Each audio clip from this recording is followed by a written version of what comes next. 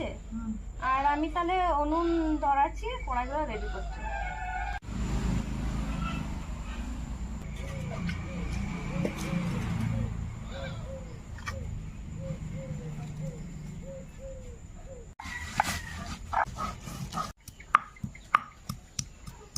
সানরাইড গোটা মশলা বাটা হয়ে গেছে, এখন আদা ফিটাচ্ছি। সেটা দিয়ে দিচ্ছি।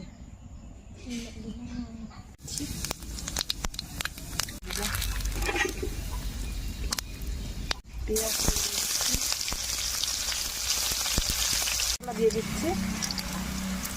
হয়ে গেছে, এবার খাচ্ছি।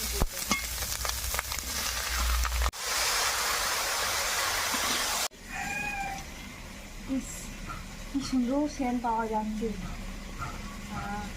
এই ছাতু না সত্যি সবাই পায় না, ভাগ্যর ব্যাপারই আছে।